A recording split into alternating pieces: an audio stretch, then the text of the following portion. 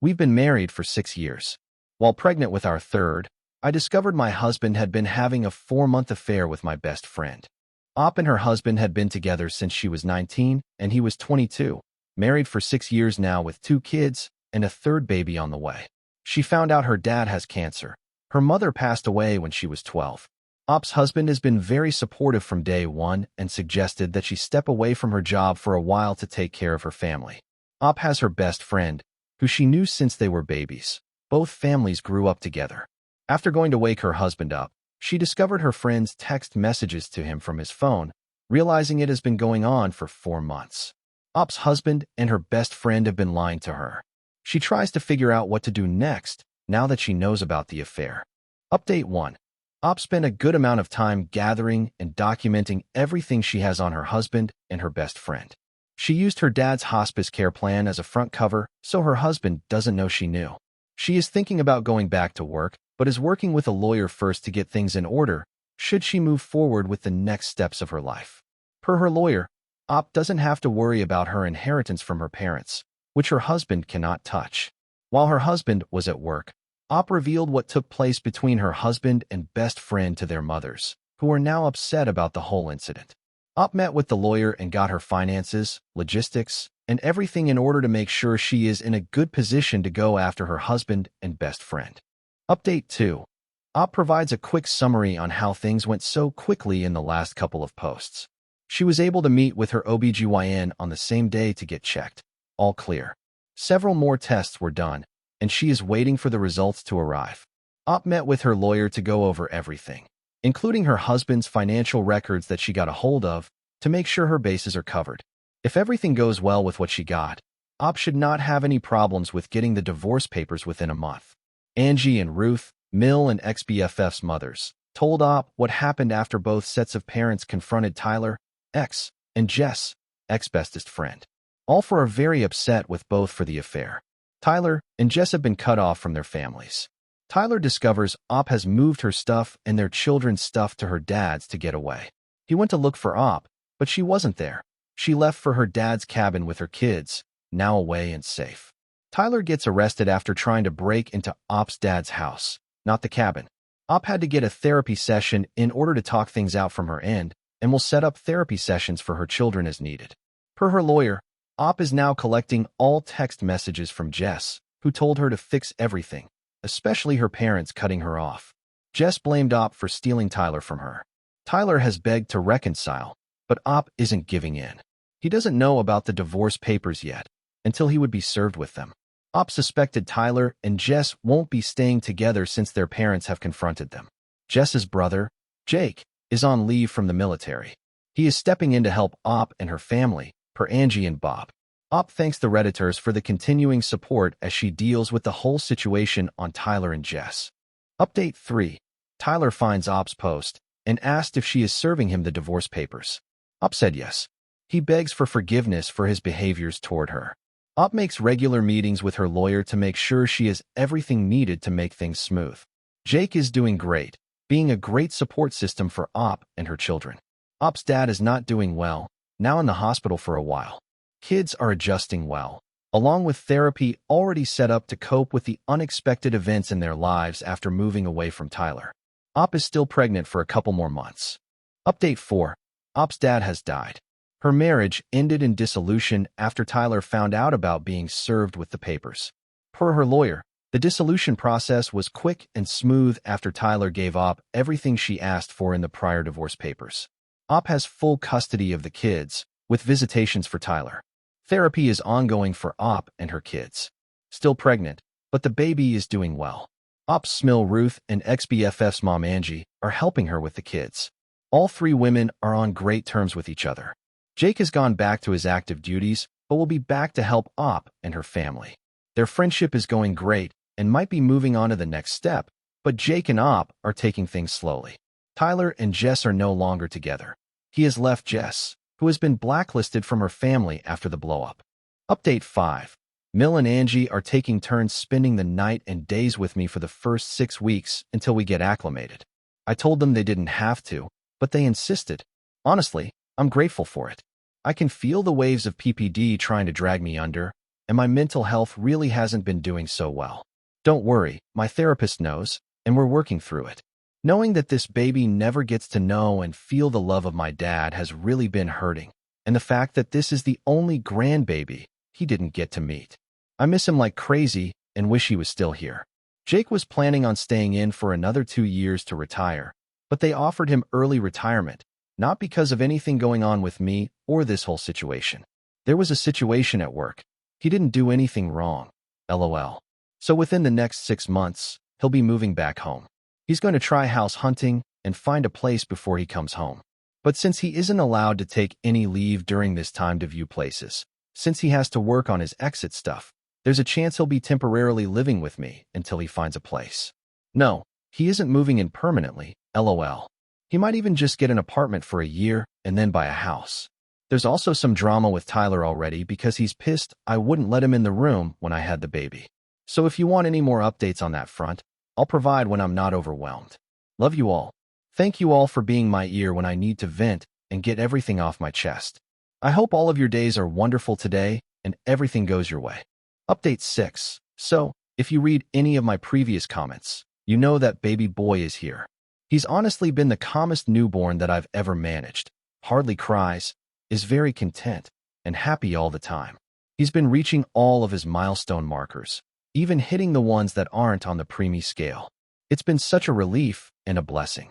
The older two completely adore him and are, of course, eating up the extra attention they get from their grandparents. Yes, Angie and her husband are called Grandma and Grandpa as well. When I went into labor, I had told Tyler that I was in labor, but I didn't want him at the hospital. It is his kid, so I was being courteous. He blew up on me for taking away his right to see his child be brought into the world. I simply turned off my phone to relax and de-stress. He actually showed up at the hospital and had to be escorted off the property by security, not for being violent or anything. He just wouldn't leave. After I told the nurses I didn't want him around, I delivered at the hospital I work at. I'm an RN. After that, he hasn't been to a single visit to see the kids. I initially sent him pictures of the baby and updates, but he never responded and eventually blocked my number. After roughly a month, I asked my Phil to reach out to him since no one had heard from him. My Phil actually showed up at Tyler's house to do a wellness check since I was concerned something was wrong. Even though I don't love him anymore, there is a piece of me that will always care for him as the father of my children. Turns out, he has a new girlfriend and just isn't interested in being a dad anymore. He actually even denied paternity, even though he's the only person I've ever been with physically. The kids are honestly and surprisingly okay with him not really being around. No, I didn't feel it necessary to tell them the harsh things he said. Jake has been completely amazing. He had my favorite food delivered to me at the hospital post-birth, FaceTiming me and texting me regularly, chatting it up with the kids. He hasn't been pushy on me at all, has let me set the pace completely, hasn't crossed any of my boundaries in the slightest. He actually booked me a surprise postnatal massage and arranged all of it, including childcare. It was the most relaxed I've felt in months. He sends little gifts and food to the house occasionally, especially on my hard days. Jake has truly been a breath of fresh air. He comes home in just over 3 months, and I'd be lying if I said I wasn't excited. As for me, I've still been regularly attending therapy. It's really helped me cope and just, in general, become a better person and mother. I'm still devastated by my dad's passing, and grief really loves to put a chokehold on me when I least expect it. Sometimes I just go sit in his office, where it smells the most like him, and cry. I was very blessed to have such a loving and amazing dad. Angie and Mill have truly been angels on earth. I cannot express how beyond lucky I am to have this amazing support system. Even Phil and Angie's husband have been insanely supportive and kind. I would be lost without their unconditional love and support. As crazy as it sounds, I'm honestly unbothered by the divorce and Tyler not being around anymore. I think I'm more relieved than anything. My heart aches for my children, but I don't know. I don't think I truly realized how long I was holding my breath and walking on eggshells in that marriage until I was in a space where I didn't have to anymore. My therapist and I really dug deep and took off the rose-colored glasses. In a weird yet awful way, I'm almost thankful I caught him cheating. I think that's why I was so calm and methodical during the leaving phase. I go back to work next week. I think I'm ready to find my new normal and get back into a routine. While my heart aches my dad isn't around to see it, I'm ready to unlock this next chapter of my life. Cheers to the chapter of healing, self-love, new beginnings, and finding peace within the chaos. Thank you for going through this journey with me, supporting me, sharing your stories with me, and just being here. Love you all, internet friends. I hope you have an amazing day. I'll update again when I can. Update 7. I come bearing some much-anticipated news, but I'm going to breeze over a few things other people wanted to know before we get into the Jake update. A lot of people are wondering if Tyler is still, to this day, not seeing the kids. He isn't. He no longer responds to his dad, who was trying to be the middleman so he didn't have to communicate with me. He told his dad that his girlfriend made him choose, and he's choosing her because I wouldn't go through her to communicate with him. Mind you, I don't even know who she is. I don't even know her first name. That's how much I don't know about her. I told him if he wanted to use a third party to communicate with the kids, I would be completely okay with that, but not someone who is a stranger to me or the kids. We could use his aunt, who has remained neutral during the divorce and all of this.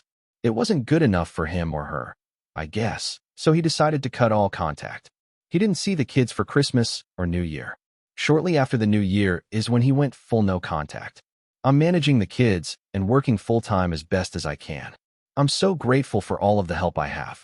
My Mill and Angie take turns watching the kids while I work, as they're both retired. More often than not, I come home to a clean house, happy kids, and dinner on the stove. They truly are the biggest blessings. I'm giving a huge shout out to the single parents who do this completely on their own, with no help from outsiders or the other parent, because I cannot fathom how much strength you've had to muster to do it alone. I've had quite a few people ask me if I'm religious. The answer is yes, I am a religious person. However, I will not now nor ever judge anyone for who they are. Yes, that includes the girls, gays, and theys, the people who were born in the wrong body. No one should ever be able to tell you who you are or who you love is wrong. I support and love everyone in all walks of life. You matter. Your religion or non-religion matters, even if it's not the same one I follow. Hell, I have friends who practice witchcraft, and I love that they're so passionate about it, and it makes them happy. I absolutely love that for them. The people who are taking away women's rights or rights of the LGBT community in the name of religion make me absolutely disgusted. I feel like I needed that disclaimer to be added because I don't want anyone to rope me into that category. I will also not be entertaining any religious debates. Argue with your mother, not me. Finally, on to Jake. We're dating currently. I use the air quotes because we've been going on dates and spending time together but aren't officially boyfriend and girlfriend, if that makes sense. He kissed me for the first time at midnight on New Year's. Cheesy, yes. Did I still love it? Absolutely.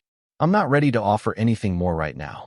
We have the occasional date night out, but a lot of our dates include things with the kids, like movie nights, going to the park, spending time at the house playing with them. The kids adore him, and he adores them right back. I have quite a few pictures of him holding the baby, trying to soothe him to sleep, and he winds up accidentally napping with the baby, LOL. He's allowing me to completely set the pace. He's patient with me at all times. I honestly feel so lucky. I told Jake if he wanted to date other people he could, and he looked at me like I had slapped him and was adamant I would be the only woman he'd pursue. Sometimes I feel guilty that he's healing a heart he didn't break, but he never hesitates to remind me that he's in this completely and will wait forever if he has to. I waited so long to share this because I wanted his stamp of approval to continue to share what is quickly evolving into our love story. I allowed him to read my posts and everyone's comments. He might have gotten a little bit of a big head with how much everyone is Team Jake. He pokes fun at me for it, and I love it. Honestly, this man is so funny without ever being mean. He even said, "It's a breath of relief to know your internet family approves of me." He did create a Reddit account to look at my posts with my approval. He'll likely mostly be a silent follower, but don't be surprised if he pops up in the comments occasionally. LOL. Update 8. Can you believe that in less than 2 weeks, it's been a year since I made my first post on Reddit, the morning I discovered my ex-husband's affair? I just wanted to say thank you. Thank you to everyone who has supported me on this journey. Y'all have been such a blessing, whether it's for advice, kind words, or just a listening ear. I am so lucky to have developed my own little community here on Reddit. Now, on to some updates. The Jake update will be at the end of the post if you want to skip to read that first. I know y'all are feral for it, LOL. First things first, I meant to update sooner, But if you saw Jake's comment, you know I was locked out of my account. Well, someone changed the password to my Reddit account and then the email to it as well. You'll never guess who it was. If you guessed Tyler, you'd be wrong. It was Jess. Let's rewind about a month ago. I'm cooking dinner for Jake and the kids while Jake is playing in my backyard with the kids. My front door opens, and I figured it was one of my in-laws. They don't usually drop by unexpectedly, but Angie and Mill both have a key to my house since they help me out so much. It's just easier that way. Imagine my surprise when I'm chopping up carrots to see Jess waltz into my kitchen. I simply pointed the knife at the door and told her to get the hell out of my house before I called the cops and pressed charges for breaking and entering and trespassing. I wasn't concerned with how she got into my house. I keep my doors locked 24/7. Call it paranoia if you will. I just wanted her out and would figure the rest out later. She started screaming bloody murder and was calling me psycho for threatening her with a knife. Jake heard the screams and rushed inside. His immediate response was to restrain Jess because he thought she was hurting me, even though there was a solid 10 to 15 feet between us. He dragged her out of the house and told her to leave. She was screaming that she would ruin my life, and all she was coming over to do was ask for forgiveness. Well, she called the cops on us and made up this elaborate story about how we lured her to my house to set her up, how I tried to stab her, and Jake was punching her repeatedly. She had zero proof, and I have cameras hitting every angle of the outside of my house and in all of the main rooms in the inside of my house. Naturally, I just pulled up the footage and showed the cops, and they left, taking her with them. Jake has spent the night at my house every night since then. Since then, she has hacked into every single last one of my social media accounts, including Reddit. She posted some truly awful and hateful things on my Facebook and Instagram. I'm thankful she didn't manage to post anything on Reddit before I got it back. She spammed my job. I'm a nurse at our local hospital, with complaints and some truly awful fabricated stories about me. After a week of suspension to investigate, I was welcomed back after everything I told my boss's boss, HR, and everyone else above me proved to be true. I filed for a restraining order against her for me and my children when she tried to pick up my oldest from her school without anyone's knowledge. Thankfully, I already had a talk with the school about this and gave them a strict, only these people can pick up my child. Everyone else you send away, call the cops, or whatever you need to do, policy when Tyler got violent in front of the kids a while back. They escorted her off school grounds and kept her very close by for pickup until they saw me. Right now, I got an emergency order approved, but we have to go to court for a more permanent one within the next month, so I will let you know how that goes. She must have had a key from when we were growing up together or something, because Angie and her husband have not spoken to her, nor has she had access to them or their home. I got the locks changed immediately. The Tyler update is that there is none. He still hasn't reached out to see his kids, hasn't asked about them. He's been a ghost. We were eating dinner with Jake about a week ago when my oldest quietly said she wished Jake was her dad, and that her real dad never played with them and was really mean when I wasn't home or looking, which really just confirmed my fears. They were too accepting of him being gone, and now I know why. I did learn through the grapevine, Mill and Phil, that he is already remarried and has another kid on the way. Mill told me they got a baby shower and wedding invite in the mail. Honestly, I feel bad for the new wife. The kids are truly just wonderful, still in therapy, but the therapist has nothing but positive things to say after their sessions now. She did mention that my oldest brought up calling Jake dad, but I'll be honest, I'm not sure if I'm ready for that. Jake has made it clear that once, yes, he said once, not if, but once we're married, he fully intends to adopt the kids, but that is another conversation for another day, haha. I don't want to deter her from having a bond with him, but it still feels too soon, you know? My middle child seems to have forgotten Tyler completely and is my usual ray of sunshine. I've seriously never met a happier kid. The baby is babbling away, smiling, and laughing now. Can y'all believe it? I'm truly blessed with such wonderful kids. Jake. Well, Jake is Jake. You know how that goes, haha. No, seriously, I have never felt such happiness before. He was genuinely concerned at how many people were commenting asking if we were still together and told me, "You better update right now and tell them we're still together." I wish you guys could hear just how funny he truly is. I officially allowed him to give me the title of girlfriend, though he says I've been his girlfriend practically this whole time, haha. He has been sleeping over essentially every night. He says it's under the guise of being worried Jess might show back up, But secretly, I think it's because he hates being away from the kids. Whenever he's at work or anywhere that isn't my house, he will text whoever is with the kids asking for picture updates of them and expresses how much he misses them. It's actually really sweet. He's been allowing me to set the pace still, just also helping give me a nudge when I need it. He's attended a few of my therapy sessions with me to help get a better understanding of what I need from him in terms of this relationship. Jake is honestly just everything I could have asked for. I'm lucky to love him. Update 9. I'm making this one quick and easy since it's the first break I've had from life and a busy schedule in weeks. I had my restraining order court date. If you're confused, read my last update. And while I didn't get approved for a permanent restraining order, I did obtain a 7-year one. Apparently, in my state, it's really hard to get a permanent restraining order unless I have tangible proof it's life or death. Everything I had on Jess wasn't enough for permanent. However, I am still content with this outcome. If she happens to still be a bother during or after the 7-year RO, I can take her back to court or have her arrested. With that being said, I think I'm letting the talks and questions about Jess die here. I love relating every aspect of my life. However, I don't want her to try to use anything I say about her, even if it's under a false name and protected identity, to say that I've been breaking the RO, Jake, the kids, and I decided that since he spends so much time at my house and his place is essentially a storage unit, that he would be moving in. And before anyone has anything to say about it being too fast, please know I have known Jake my entire life. That's not exaggerating. I've literally known him my entire life. I am comfortable and confident in this choice. Tyler is still a ghost and still has made 0 contact attempts. The kids are beautiful, loved, and thriving. Sorry for it being so short and sweet, but life has been kicking my ass between sleep regression, lawyer meetings, court, work, and my older two's extracurricular activities. Thank you for watching. If you haven't subscribed yet, please do so and hit the notification bell to stay updated with more shocking real-life stories happening around you.